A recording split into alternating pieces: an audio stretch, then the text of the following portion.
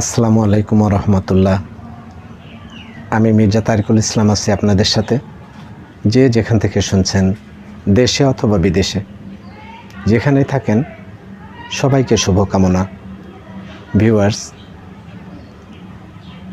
আজ আমি আরেকটি বিষয় আপনাদের সামনে তুলে ধরব। বিষয়টি একটা গুরুত্বপূর্ণ নিউজ। এই নিউজে যাওয়ার আগে আমি আপনাদেরকে অনুরোধ করব, আপনি যদি এই চ্যানেলে নতুন হয়ে থাকেন তাহলে চ্যানেলটিকে সাবস্ক্রাইব করে বেল বাটনটি অন করে দেবেন।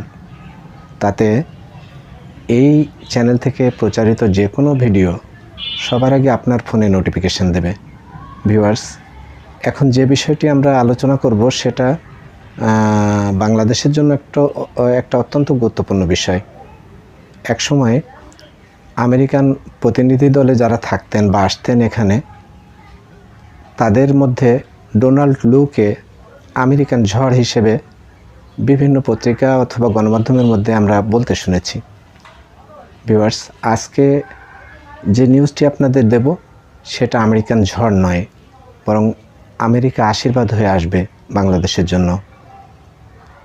ভিউয়ার্স, এ ব্যাপারে একটি নিউজ প্রচার করেছে ঢাকা ট্রিবিউন। ঢাকা ট্রিবিউনের এই নিউজটিতে যাওয়ার আগে আপনাদের বলবো যে পুরো সংবাদ পর্যালোচনা এই আসরটিতে আপনারা আমাদের সাথেই থাকবেন। ঢাকা ট্রিবিউন যে নিউজটি প্রকাশ করেছে তার হেড হচ্ছে, ঢাকায় আসছেন যুক্তরাষ্ট্রের উচ্চ পর্যায়ের প্রতিনিধি দল, থাকতে পারেন ডোনাল্ড লু। ডক্টর ইউনূসের নেতৃত্বে অন্তর্বর্তীকালীন সরকার গঠনের পর যুক্তরাষ্ট্র থেকে এই প্রথম এ ধরনের উচ্চ পর্যায়ের সফর হতে যাচ্ছে। ভিউয়ার্স, আমরা এই নিউজটির ভেতরে যাচ্ছি, দেখুন ভেতরে কি বলছে। পরিবর্তিত রাজনৈতিক পটভূমিতে অন্তর্বর্তী সরকারের সঙ্গে ভবিষ্যৎ কর্মপন্থা নির্ধারণের জন্য আলোচনা করতে চায় যুক্তরাষ্ট্র। এজন্য সেপ্টেম্বরে বাংলাদেশ সফরে আসতে পারেন যুক্তরাষ্ট্রের একটি সিনিয়র পর্যায়ের প্রতিনিধি দল। মঙ্গলবার ৩রা সেপ্টেম্বর ২০২৪ একটি কূটনৈতিক সূত্র জানিয়েছে, সফরের বিষয়ে সবকিছু চূড়ান্ত করতে দুই দেশের মধ্যে আলোচনা চলছে। প্রধান উপদেষ্টা অধ্যাপক মোহাম্মদ ইউনূসের প্রধান উপদেষ্টা অধ্যাপক মোহাম্মদ ইউনূসের নেতৃত্বে অন্তর্বর্তীকালীন সরকার গঠনের পর যুক্তরাষ্ট্র থেকে প্রথম এ ধরনের সফর হতে যাচ্ছে। সংশ্লিষ্ট সূত্র জানিয়েছে, সফরটি চূড়ান্ত হলে জাতিসংঘের ৭৯তম সাধারণ অধিবেশনে যোগ দিতে অধ্যাপক মোহাম্মদ ইউনূস নিউ ইয়র্কের উদ্দেশ্যে রওনা দেওয়ার আগেই প্রতিনিধি দলটি ঢাকায় থাকবে। যুক্তরাষ্ট্রের দক্ষিণ ও মধ্য এশিয়া বিষয়ক ব্যুরোর সহকারী পররাষ্ট্রমন্ত্রী ডোনাল্ড লু এই প্রতিনিধি দলে থাকতে পারেন। এছাড়াও যুক্তরাষ্ট্রের দক্ষিণ ও দক্ষিণ পূর্ব এশিয়া বিষয়ক deputy assistant secretary of defence Lindsey W ফোর্ডও থাকবেন।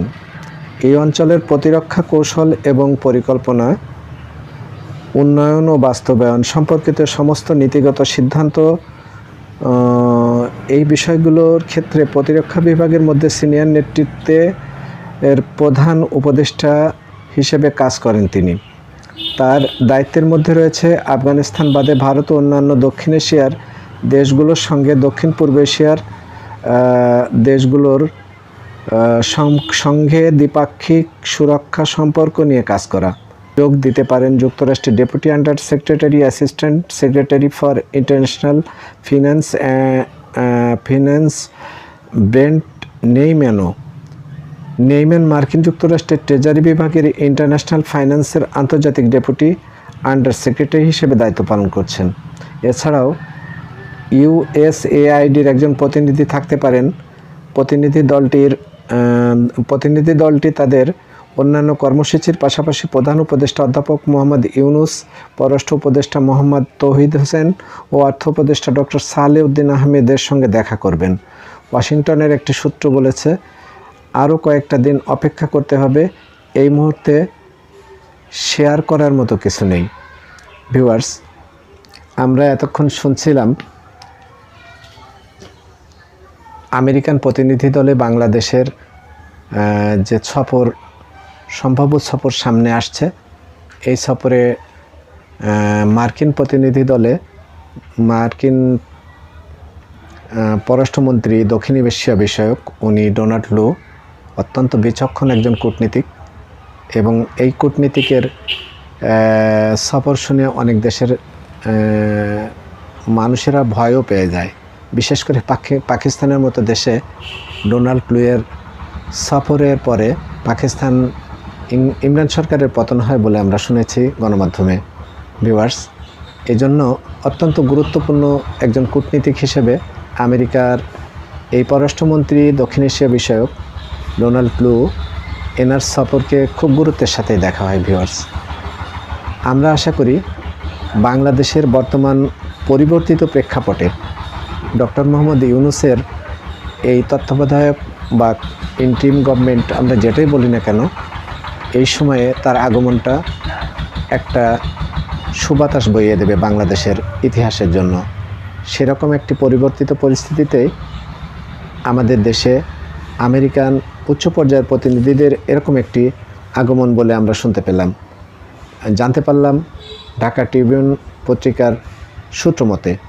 ভিউয়ার্স, এরকম পরিবর্তিত পরিস্থিতিতে একজন আমেরিকান কূটনীতিকের আগমনকে আমরা স্বাগত জানাই, এবং সেই সাথে সাথে বাংলাদেশের মানবাধিকার সুরক্ষা তথা বিভিন্ন বিষয় অর্থনৈতিক উন্নয়ন এ ব্যাপারে আমেরিকান সরকার বাংলাদেশের মানুষের পাশে থাকবে, এটা আমরা কামনা করি।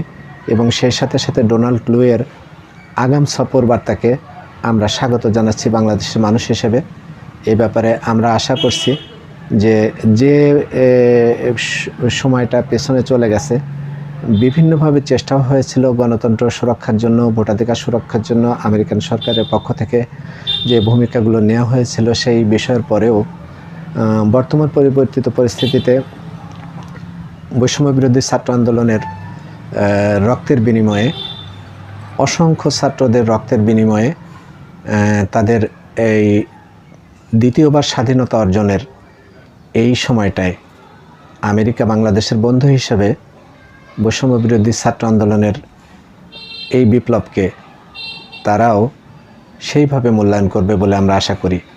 ভিউয়ার্স, আমাদের আজকের এই ভিডিওটি আমরা এখানে শেষ করছি। আপনারা যে যেখানে থাকবেন ভালো থাকবেন। আপনাদের সবার শুভকামনায় এই পর্যন্তই।